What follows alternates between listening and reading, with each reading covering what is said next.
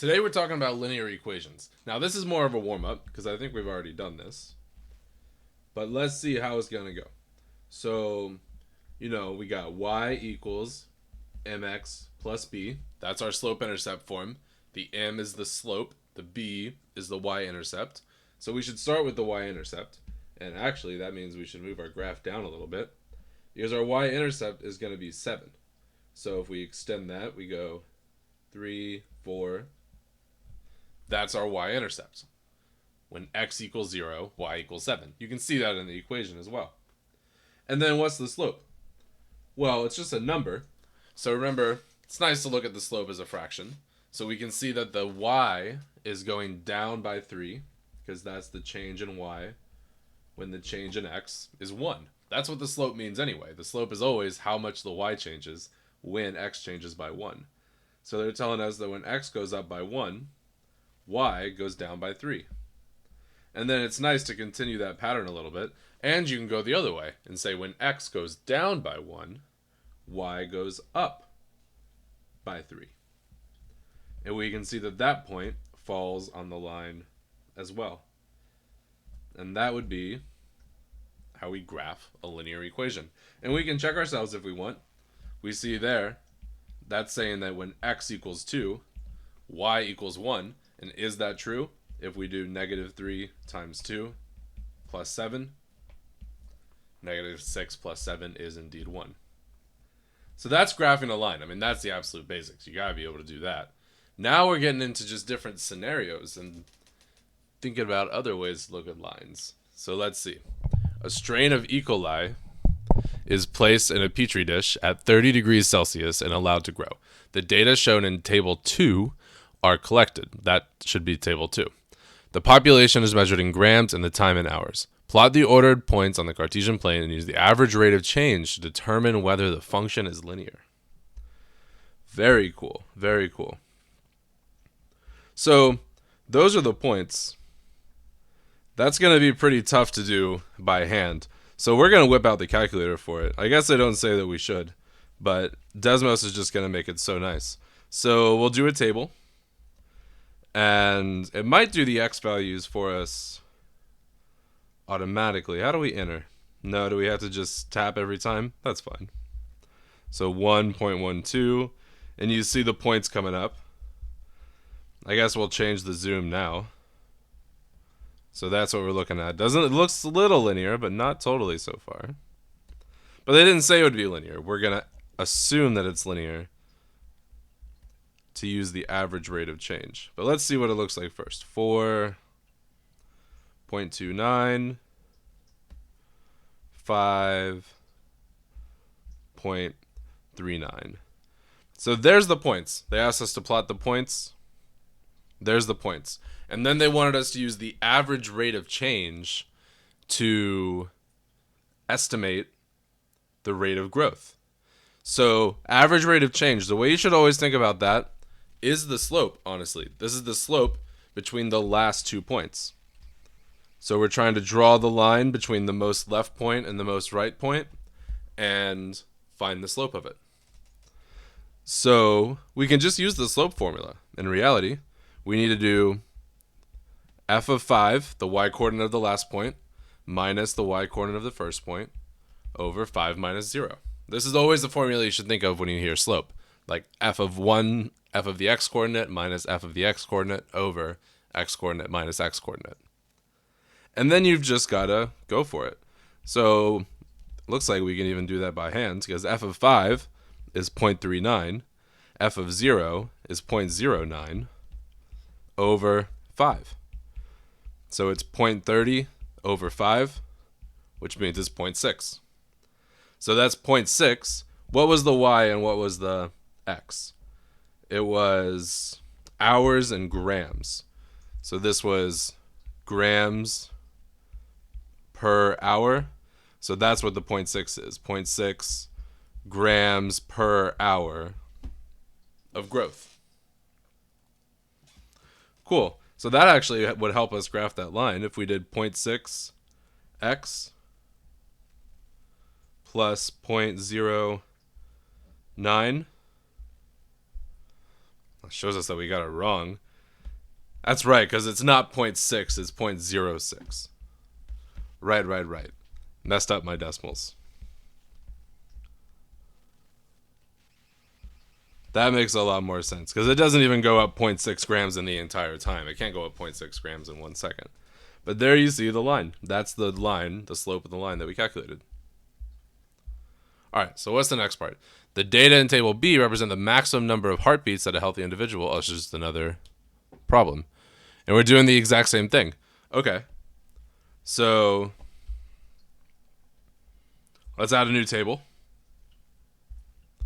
We're going to have to zoom out for this one because this is going to be 20, 50, 30, 47.5,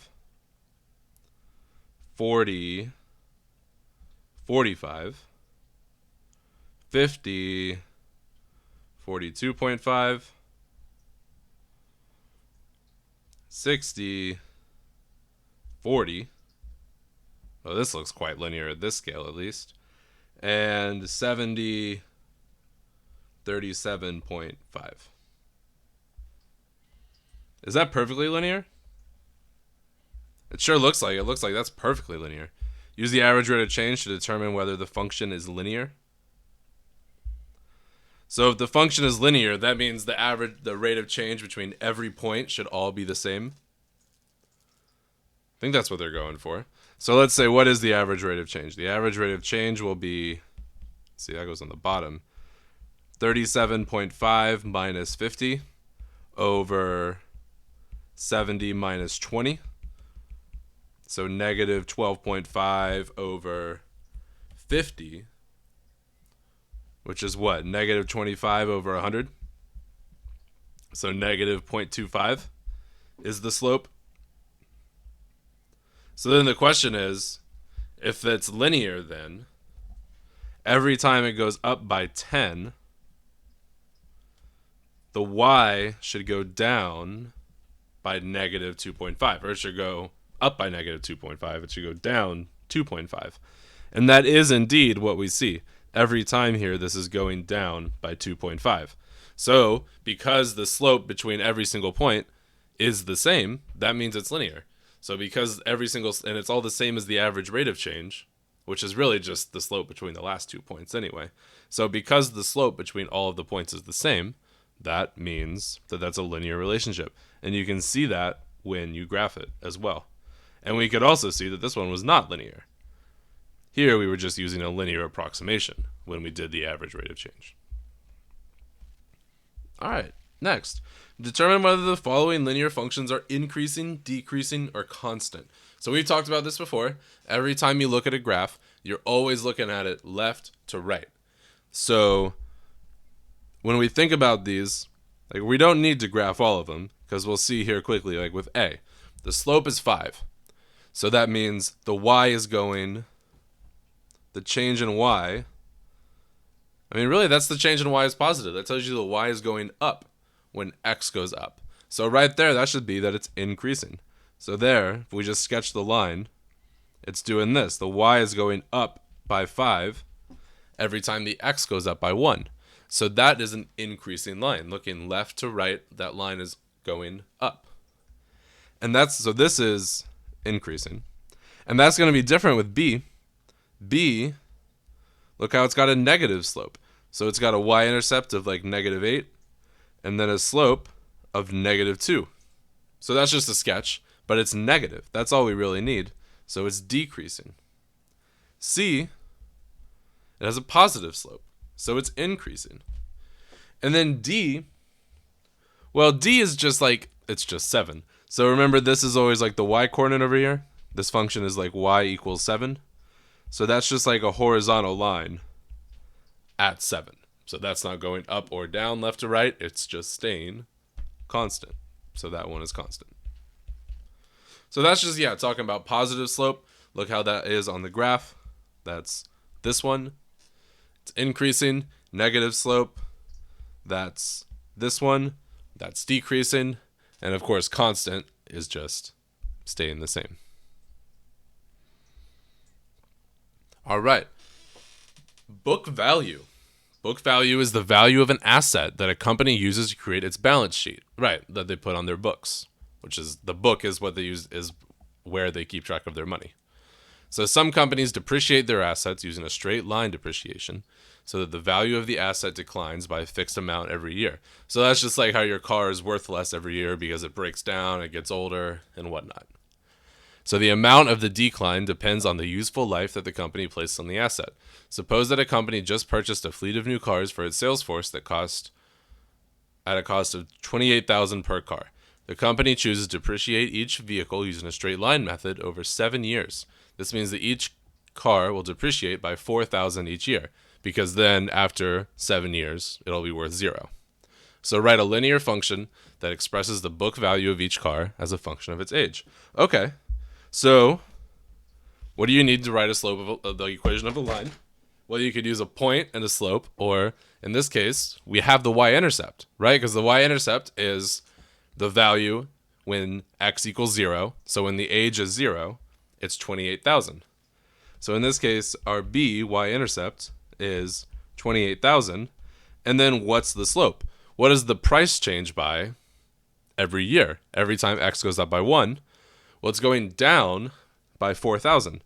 So the slope is negative 4,000. And that'll allow us to write the equation right there.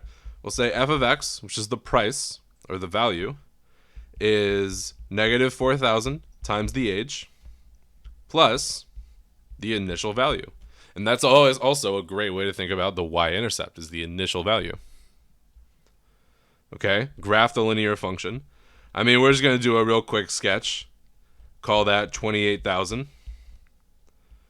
Go negative with it. Although we should specify what this is, right? Because we know that. When does it hit 0? When does the value hit 0? After 7 years, because they told us that, and based on the slope. So interpret the slope. I've already said that in words, but I'll write it down. The slope is the value, well, I'll say, yeah, the value decreases. Well, that's how I would interpret the slope. They said that sentence like in the question though, right? The value decreases by $4,000 each year. I'll put like in little parentheses because this is what slope really means. Every time x goes up by 1. And this is y changes.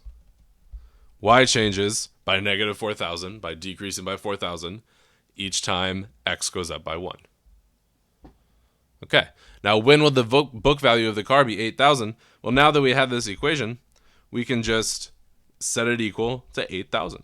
So we'll say 8,000 equals negative 4,000 x plus 28,000.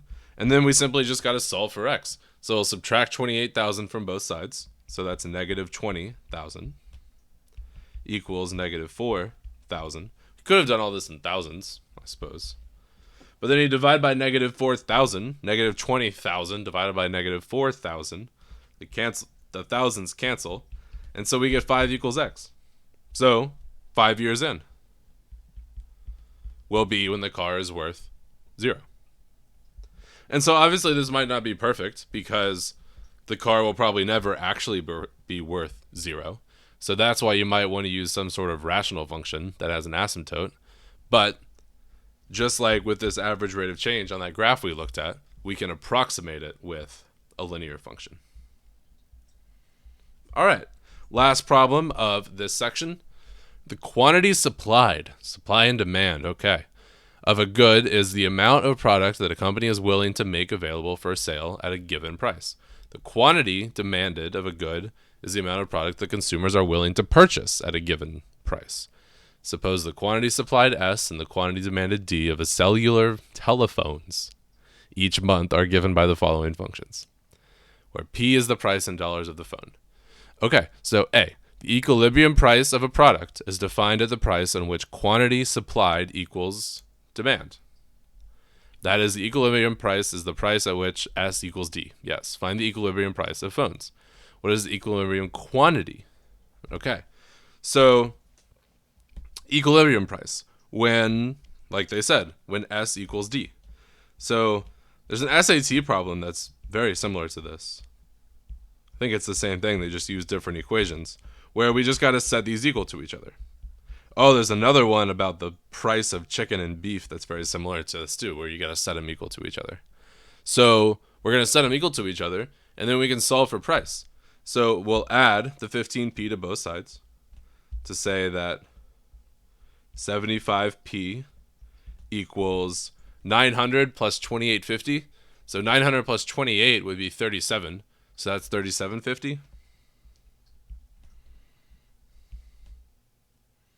And then I'm going to divide by 75 to get the price. So let's see. I'm going to keep trying to do it in my head. So I'm going to divide by 3, actually. So if I divide 375 by 3, that's 125.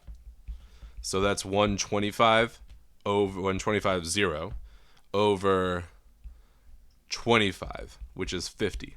So the price is $50. And I'll confirm that because now they want the amount. So to get the amount, we've got to plug that price into these equations. Either one should get us the same answer, and that's how we'll test ourselves.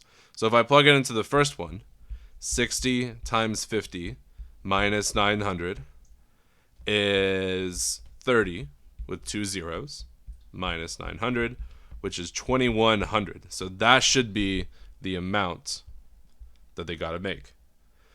But then let's test the other one. The other one is negative. I don't know why I did parentheses. Well, yes, I did because it's negative. But I'm doing it first, so it doesn't matter. Negative 15 times the amount, or the price, which was 50, plus 2850. So what's 15 times 5? Yeah, that's negative 750. So negative 750 plus 2850 is definitely 2100. So that's the whole idea, is we want to find the price where those two will be equal. So the price was $50, and both the supply and the demand would be 2100 units, 2100 phones. All right, determine the prices for which the quantity supplied is greater than the quantity demanded. That is, solve that inequality. So now it's the same thing. It's actually like exactly the same thing. We just have this has this sign there. So let's do it in a different color, and let's think about everything we have to change so we don't have to redo everything. So now we want to do that as greater than, which means this is greater than. All that really is that I divide by a negative, or like flip around the equation at any point. Oh wait, that means that was that. So I never divided by a negative. So it's just when p is greater than 50.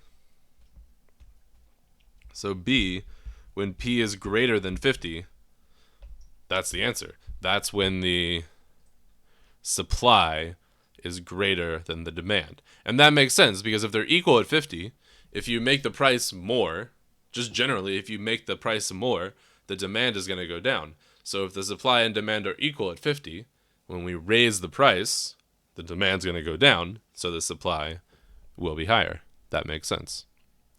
So now just graph them and label the equilibrium price. Okay. So we're just going to go to Desmos. We're just going to graph the equations. And like any good system of equations, the answer is going to be, the equilibrium price is going to be where they intersect. And we can see, so 60x minus 900. So this is the demand curve. We got to zoom out so we can properly see it. This is, the demand curve. So the higher the price, X is the price, the higher the price, the more the company is going to want to make, the more the company is going to supply. And that makes sense. But then we also have the demand curve, because the higher the price, the less the people are actually going to buy.